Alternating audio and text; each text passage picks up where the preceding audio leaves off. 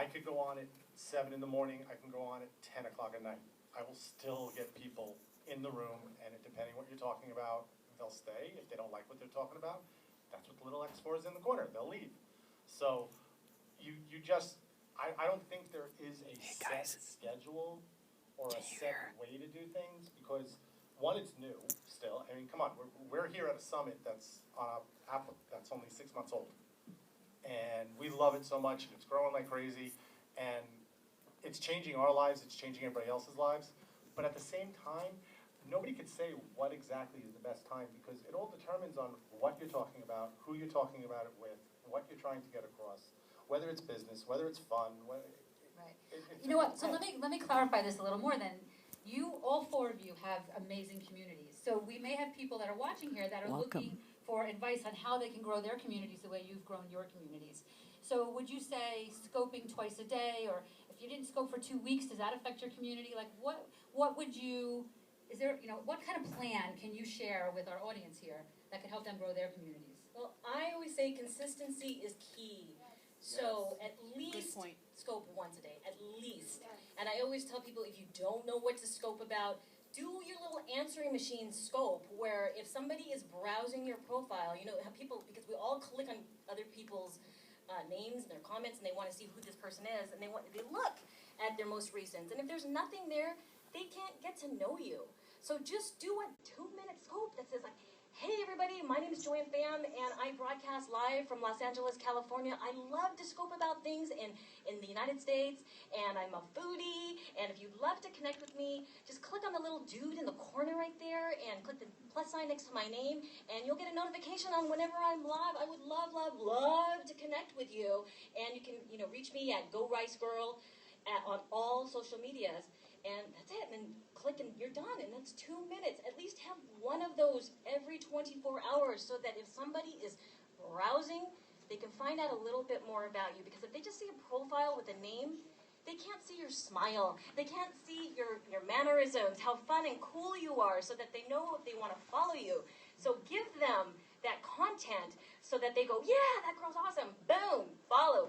You got to follow right there, right? Yeah. Also, you don't want that donut in the replay section. That's exactly what I'm talking about. Yeah. I know you were. I'm just clarifying. Okay, thank you. So you don't want the donut, because you got to remember, when people look at that profile, which everybody does, and if there's an egg, no picture, we don't do anything about it. If there's nothing written there, you don't do anything about it, because with the trolls and everything else, you don't want to start friending and everything else. But by having that donut there, it stops people like, what do they do? What do they talk about? So at least you have something in there. Whether you do it more, that's totally up to you. Yeah, you know what? Also, if you guys are watching other people's Periscopes and you're like, oh my God, I totally agree with that, use that as your inspiration to do your own broadcast about it, because you don't know who you might affect and who you might inspire by you being on, because it's not copying somebody else's content. It's inspiration for you to do it with your twist, your personality.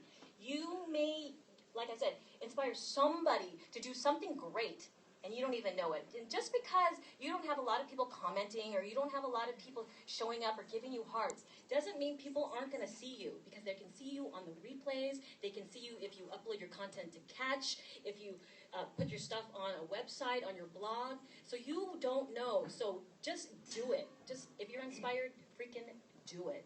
Right? Hell yeah, guys, everybody, if you want to share, then swipe to the right on iPhone, swipe up on Android. And how is the audio? And this is just me, and I think the most important thing to remember is that we're all different, and you can choose to take and leave whatever it is that most resonates with you.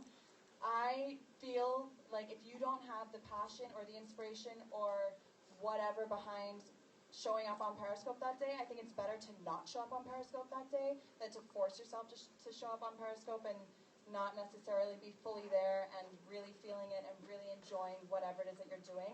I think the most important thing is to find that passion, find that excitement, find a community. Even if you haven't Periscoped ever, start interacting with other people's Periscopes, get to know other people. Make sure that when you have your first Periscope, you have people who can come and support you. I think to me it's more about the depth of the relationship as opposed to how many people can I grow my community to. I think for me it's more important to make sure that I'm connecting with people on a personal level, and so it's more about the depth than the width. I know you're Mr. Hopefully Numbers tomorrow guy, will be so better. we're complete opposites, but Yeah, but it's good. I love all the differing ideas here. That's what we're doing this for. That's, you know what, I want to say something about what Alex just said. It is important for the depth, because I'd rather have 10 people in my room that are engaging, that are throwing hearts, that are adding to the conversation, than 150 people saying open bobs or not saying anything, right? Is that right? Exactly. I think a lot of people have this. Hi, Brazil. Hello, Brazil. Lots of people have this aversion to streaming, myself included. I didn't necessarily feel comfortable having the camera facing me. So the first, I think Brian mentioned it in his speech earlier. I didn't show my face. Frankly, the city of New York, its face is much more interesting than mine. And oftentimes when people are asking for suggestions for things that they can stream, they say, "Hey Jeff, you're in New York. Like I'm in middle of America, suburbia. Like it's not going to be as interesting." I say bullshit. I've tested it. Like in the Bay Area where I grew up, in the suburbs, I went to the downtown area. It's a small city, population 50,000. The key elements are scoping about things that you can provide information around, right? So what's the demographic makeup of this city? How have the shops changed in this area that I was walking? And second, and most important, is interacting and engaging with the viewers, not in a selective fashion, but I try to make it a point to interact and engage with everybody, even the trolls. I think that's critically important. And as a number of you folks were talking about earlier, we're all very different. If you can recall, Breakfast Club, right? There's the There's the jocks, the nerds, the dweebs, the richies, the outcasts, the loners, and the new kid. It's the same thing on Periscope. Periscope reminds me about high school in lots of ways. Frankly, there's petty drama, there's competition, and everyone's gonna. Robert C. Stern. The world's a large place, right? You're gonna be able to find your audience. yeah, there is enough room for you, whatever it is. I can't remember, I think we were talking about this earlier so I basically teach people about marketing, branding, social media, online. There's a million other people doing that in a million other different ways, but no one can do it the way that I can do it because I am me and I have my own unique perspective, and each and every single one of you are unique and have your own unique perspectives too that you bring to the table. So even if you feel like there's people who are already periscoping and there's already a community like the one that you want to build, it's going to be completely different. Even if it's the exact same topic, your community will be completely different. The people who want to hear you talk are going to be completely different than the people who want to hear whoever else talk. So keep that in mind as well. And you can collaborate. Exactly. Yep, collaboration. Love that. Okay, so let's talk a little bit now. Let's assume that your Periscope community is an online community. Do you have an offline community, and do they integrate with each other? Do you use Periscope to meet people offline, and do you introduce offline people to your online communities? How do those communities, if you have an offline community as well, how do those communities interact for you? Joanne, you want to start? I don't really have an offline community. I have an offline community of people that I know, and I tell people about it, but certain people, it's a certain personality that loves Periscope, right? So it's kind of the opposite for me. You know what I mean? I meet all these people on Periscope, and they want to meet offline. They're like, Joanne, are you going to be in the city? I'm like, I can be. Let's do it. Let's have lunch, right? But that's exactly what I asked, so that's perfect. So you're taking this online you community. do. Yes, okay, I do an offline community, right? And you're creating Is that your final answer? Yes. Yes, Alex. With me, it's all about taking it offline because I'm using it as a business, and I'll use an example. Early on in the beginning stage, I would start to talk with people. I'd go in their scopes, they'd come in my scopes, and I give an example. Mr. Stolkin, who is sitting here, Jason, I think after 2 weeks of talking, we were on the phone. He's in Denver, I'm in Jersey, and we just right to the phone. And there's other people probably here too I've met in other ways. I am constantly taking it offline, and I'm constantly talking about Periscope or other live streaming things on my other platforms to get them to come over. Thanks for joining. It's one thing to be on Facebook and you're hiding behind a computer, but it's another whole thing that if I can get them to see me and physically hear me, and then I can see and hear them, you're taking it to a whole nother level, and then maybe I can take it to offline and go even further. Great. Alex? My community is all online, and what I've learned is exactly what these two have just said, that especially on Periscope, when people see you, they talk to you, they get to know, and trust you.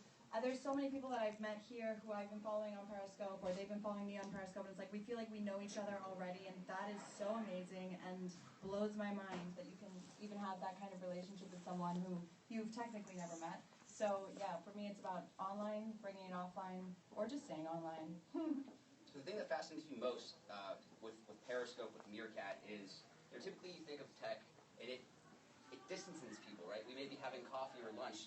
We all have our phones at the table. We're looking at our phones, right? So when you have tech, which is actually, in my case, has been used to foster many in-real-life connections, that's really powerful stuff. So, I mean, I started off on Meerkat when Periscope was very busy showing everybody their fridges. I was setting up meetups, Meerkat meetups in Los Angeles and San Francisco. I mean, quite literally, before this event, I've met in real life probably over 400 people where initially it came by way of Meerkat and Periscope. And to me, that's really fascinating, and that's the power of community. That's great. All right, so we have one last question, and then we have to wrap it up.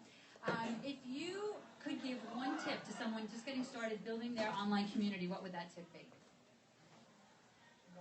One tip. Thanks for sticking One around, tip. guys. We have like 2 minutes. One tip. Right. You go first, Carrie, girl. Let me think. Go ahead. Oh, this is a tough one. Stump the panel. Go ahead, Jeff. Oh, no, it's not stumped. I just, like, you know, I have My tip is divert the question to somebody else. Well, I'll talk. Okay. So I had this vision. Oh, you're very welcome. This is the first time I've had And Wi-Fi. it's so important just to Like, put it in a out room? there, to declare it to the universe, because, like, I think it was Kevin Costner or something that said, "Build it and they will come." Is that him? Yeah. And so Get caught up on the movie. You don't know Yeah, Breakfast I'm not- Club. You don't know. I'm not a big movie person. I love Robert's so being nice. doing things that are engaging. I'd rather do Periscope for 2 hours than go to a movie and just stare at a box, like that.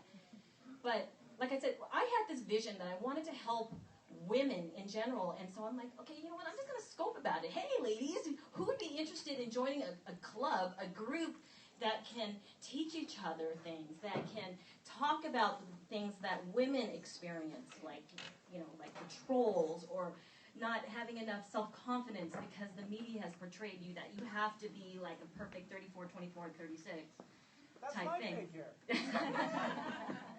But you know what I mean? And so I just put it out there, and oh my God, like 3 months later, it's like 7,000 women have joined.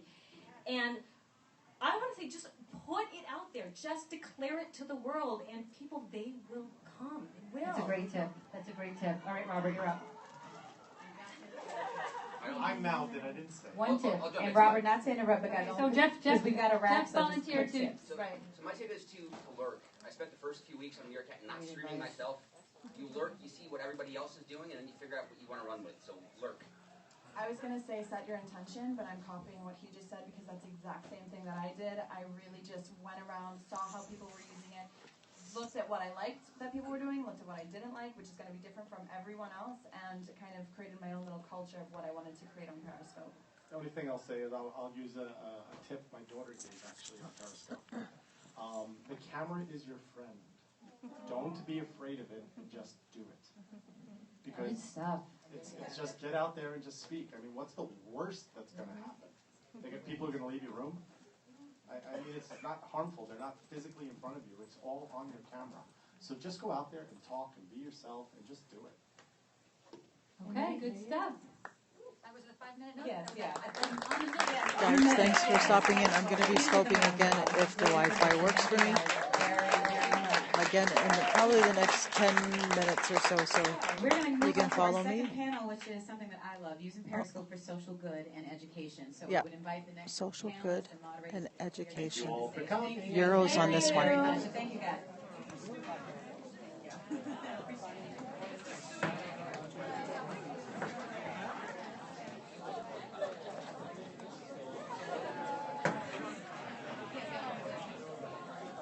So what I'll do, guys, is I'll scope down, and then I will come back in once the panel starts sitting down. So wish me luck. I hope I get Wi-Fi. All right, I will scope with you guys in just a little bit. Thanks for coming.